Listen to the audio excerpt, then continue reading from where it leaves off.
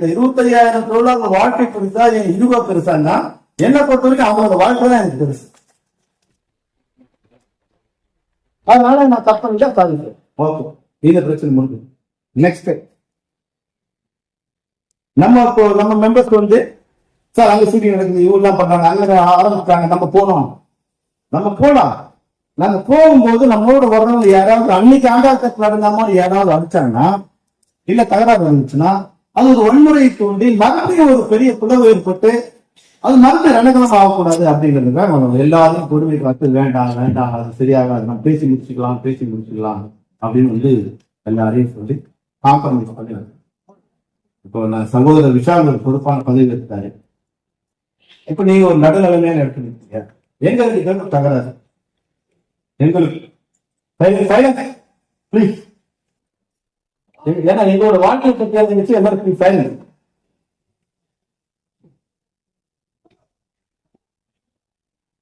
Vishal sir இருக்காங்க, இது ஒரு இண்டஸ்ட்ரி, எஃப்சிக்கும் ப்ரொடியூசர் கவுன்சிலுக்கும் ஒரு பிரச்சனை நடந்தது. நீங்க தான் உண்மையான எஜமானர், நீங்க தான். இப்போ ராஜா சொன்னாங்க, இன்னைக்கு ஒரு படம் வெற்றி அடைந்தா 80% பணமும் புகழும் உங்களதான் வந்துச்சு. அது இன்னொரு 10% டைரக்டர் கேமராமேன் அவங்கலாம், ஒரு 10% தான் தொழிலாளர் வந்து சேரும். அப்ப உண்மையான எஜமானர்கள் யாருன்னா நடிகர்கள் நீங்க தான். அப்ப நாங்க இங்க அடிச்சுட்டு நிக்கிறோம், எதுவுமே நடக்காதமா நீங்க வேடிக்கை பார்த்துக்கணும். என்ன எல்லா நடிகர் சங்கத்தையும் சொல்றேன், ரஜினி சாரையும் கேட்கிறேன், கமல்ராவையும் கேட்கிறேன், விஜய் சாரையும் கேட்கிறேன், அஜித் சாரையும் கேட்கிறேன், எல்லாரும் கேட்கிறேன். இப்போ ஒரு குடும்பம் இருக்கு, எந்த பிரச்சனை இருக்கு, சொல்ல முடியும். நீங்க பண்ண தப்புன்னு சொல்லுங்க, இல்ல முரளி சார் நீங்க பண்ண தப்புன்னு சொல்லுங்க. நாங்க இங்க அடிச்சுட்டே இருக்கணுமா? ஏதோ பண்ணீங்க, நாங்க மட்டும் எங்க வேலையை பார்க்கணும்னு நினைக்கிறீங்களா? அது சரியா இருக்குமா? அது வந்து தயவு செய்து, ஏன்னா இன்னொரு அமைப்பு உருவாக்கி அவங்க ரெடி ஆனாங்கன்னா எங்களை ரோட்ல விட்டா மாதிரி அன்னைக்கு இதே 3000 தொழிலாளர்கள் 97 ரோட்ல வந்தது. அன்னைக்கு எங்க கூட ஒரு 200 டைரக்டர்ஸ் கூட இருந்தாங்க.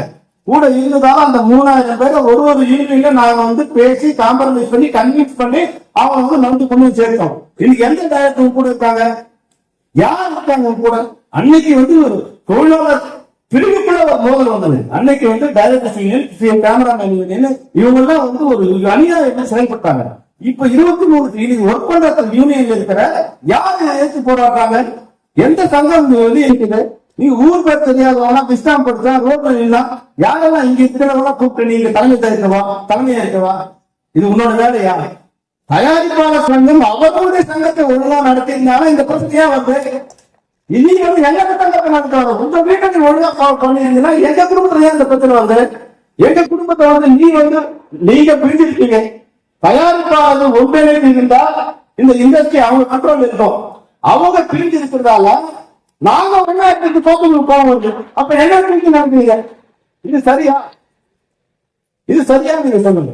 எங்க தலைமை என்ன இருக்குன்னு சொல்லுங்க. ஆனா ஒரு கட்டம் வரைக்கும் தான் இதெல்லாம் பொறுத்துக்க முடியும். வாழ்க்கைக்கும் வயிற்றுக்கும் பிரச்சனை வருதுன்னா அந்த சட்டமும் செல்லாது, நீதியும் செல்லாது. பசிதான் ஜெயிக்கும். அது ஒரு அளவு இருக்குன்னா நாங்க எப்படி சொல்றது? நாங்க என்ன தப்புன்னா இன்னைக்கு எங்க மேல பேசு, நான் அங்க அடிச்சான்னு என்ன ஒரு பொய்யான தகவலோட ஒரு நீதிமன்றத்துக்கு போய் இதெல்லாம் சரியா? தயாரிப்பாளர் சங்கத்துக்கு நிர்வாகிகள் கேட்கிறோம், இது சரியா?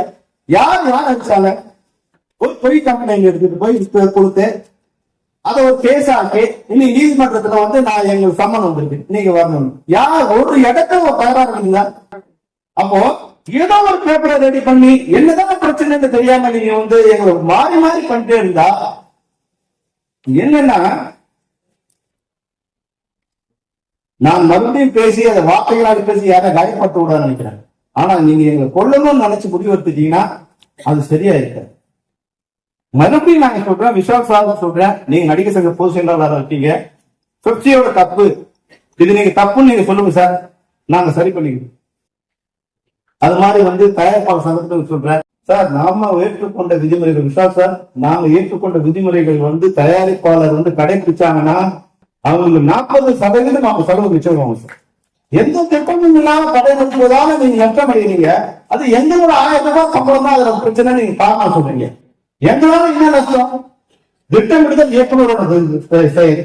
அது இயக்குனர் சரியாக செயல் பண்ணி அந்த திட்டமிடுதலுக்கு தயாரிப்பாளர் சரியாக ஃபண்டிங் பண்ணி அதுக்கு சரியாக நடிகர்கள் வந்து அந்த நேரத்துக்கு வந்தாங்கன்னா இன்னைக்கு 1 கோடி ரூபாய் இருக்கிற படம் 60 லட்சம் ரூபாய் முடியும் சார். 40 லட்சம் ரூபாய் அவங்களுக்கு வந்து லாபம் தயாரிப்பாளர். இது நாங்க ஒத்து விட்டுருக்கோம், ஒத்து சைன் பண்ணிருக்கோம் சார். என்ன தடவை சைன் பண்ணிருக்கோம்? கொடுக்க தொட்டிட்ட விட அதிகமாக போனால் எங்களுடைய சம்பளத்தில் இருந்து பிடித்துக் கொள்ளலாம் கைப்பட்டு கொடுத்துட்டாங்க சார். இது வரைக்கும் இந்த 100 வருஷம் நடந்திருக்கா?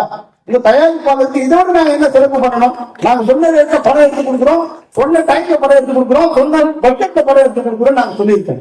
இஃப் அட் ஆல் ஆர்டிஸ்ட் நேரத்துக்கு வரணும், ப்ரொடியூசர் தனியாக நேரத்துக்கு எல்லாத்தையும் ரெடி பண்ணி கொடுக்கணும். இதெல்லாம் நீங்க பண்ணாம எங்களுக்கு வந்து இது பண்ணாதீங்க.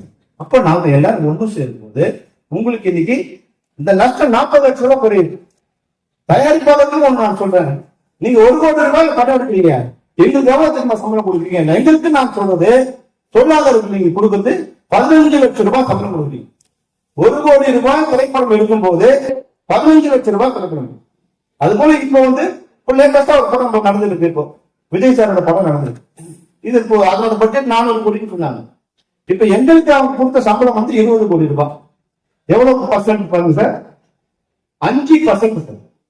நீங்க 100 ரூபாய் ஒரு படம் எடுக்கும் போது 5 ரூபாய் தான் எங்களுக்கு சம்பளமா கொடுக்குறீங்க. இப்ப இந்த 5 ரூபாய் கொடுக்காம நீங்க படம் எடுத்துருங்க சார். எங்களுக்கு வேணாம் சார், உங்களுக்கு லாபம் சொல்லலாம். என் கேள்வி இதுதான். இப்ப உங்க நஷ்டம் எவ்வளவு வந்து 100 ரூபாய் நஷ்டம் வருது உங்களுக்கு. ஒரு பல படங்களுக்கு 100 ரூபாய் நஷ்டம். எங்களால நஷ்டமா? சரியான திட்டமிடுதல் இல்லாமலும் சரியான மார்க்கெட் பண்ண முடியாதாலும் சரியான ஒற்றுமை இல்லாதாலும் நம்ம படத்தை எல்லாம் ஃப்ரீயா கொடுக்குறீங்க ஓடிடிக்கு. ஏன் அவங்க சரி பண்ணி முதல்படுத்தி கொடுக்க முடியல? நம்ம படம் ரிலீஸ் ஆகும்போது சரியான நேரத்தில் ரிலீஸ் ஆகுதா? சரியான கதையாக ரிலீஸ் ஆகுதா? இன்னைக்கு 1 கோடி பேர் நம்ம படத்தை பாக்குறாங்க. ஒரு பாட்டுல 1 கோடி ரூபாய் பணம் வருது. அதெல்லாம் தயாரிப்பாளருக்கு வருதா? அப்போ இதையெல்லாம் சரி பண்ணி தயாரிப்பாளர்கள் நீங்களும் காப்பாத்துனீங்க. நடிகர்கள் தான் நான் சொன்ன 80% உங்களோட பொறுப்பு தான். ஏன்னா லாபத்தில் 80% நீங்கள் தான் வாங்கிக் கொண்டிருந்தீர்கள். உங்களுக்கு 80% உங்களுக்கு தான் பொறுப்பு. எங்க பொறுப்பில வந்தோம் மேல போட்டோம் நடிச்சது மட்டும் போயிடாதீங்க. நடிகர் சங்கமா நான் சொல்லல, நடிகராக கூட உங்களுக்கு அந்த பொறுப்பு இருக்கு. அதனால தயவு செய்து அந்த எல்லாரும் ஆன் டைம்ல வர்றது, சொன்ன பட்ஜெட்ல வந்து சொல்றது, சொன்ன தேதியை மாத்தாம எல்லாம் டேட் கொடுக்குது. இயக்குனர் உட்பட, தயாரிப்பாளர் சாரி நடிகர் உட்பட எல்லாரும் உட்பட அந்த டைம் வந்து பங்க்சுவாலிட்டி நடந்ததுன்னா 40% நஷ்டம் தயாரிப்பாளர். அப்போ இங்க வர தயாரிப்பாளர்லாம் எப்படி வராங்கன்னா, வெளியிருந்து 100 பேர் நான் கூட்டு வரோம். டெய்லி ஒரு தயாரிப்பாளரை ஒரு மேனேஜரோ ஒரு அசிஸ்டன்டோ செட் பண்ணி கூட்டு வரான். அவன் 10 வருஷம் செத்து போறான். மறுபடியும் இன்னொரு தயாரிப்பாளர் கூட்டு வரான். ஒரு வருஷமும் 200 தயாரிப்பாளர் கனடாவுக்கு போறாங்க. புதுசாக 200 தயாரிப்பாளர் அவங்களும் வாழ வச்சுட்டு இருக்காங்க. அப்ப நிலையா இந்த தயாரிப்பாளர் வாழ வைப்பதற்கு வெற்றி ஏதாவது ஒரு தடையா இருந்தா அந்த தடையை நாங்கள் 100% கலைஞர் கொடுக்கிறோம். எங்களால ஒரு பிரச்சனை இல்லாம எங்களால் நஷ்டமா, எங்களால் காலதாமதமா, எங்களால் ஏதாவது குறையா, அனைத்து தொழிலாளர்கள் சார்பாக நான் வந்து உங்களுக்கு ஒரு உறுதியை கொடுக்குறேன். அந்த எல்லா விஷால் மட்டும் இல்ல சார், தியாகராஜன் சாருக்கு, சிவா சாருக்கு எல்லாருக்கும் நான் சொல்றது என்னன்னா, இந்த உறுதி சொல்றது என்னன்னா, எங்கள் தயாரிப்பு இருக்கிற தொழிலாளர்களோ தொழில்நுட்ப கலைஞர்களோ இவர்களால பிரச்சனை இருக்கு அப்படின்னா நாங்கள் அதை சரி செய்து தருகிறோம். எங்கள் மீது குறை சொல்லாதீர்கள், எங்கள் வாழ்வை அளிக்காது.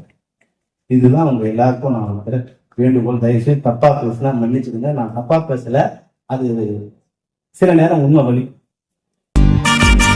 கடவுள் மனிதனை படைத்தானா, மனிதன் கடவுளை படைத்தானா? ஜெயிப்பது யார், தோற்பது யார்? போட்டி நடக்குது பூமியிலே.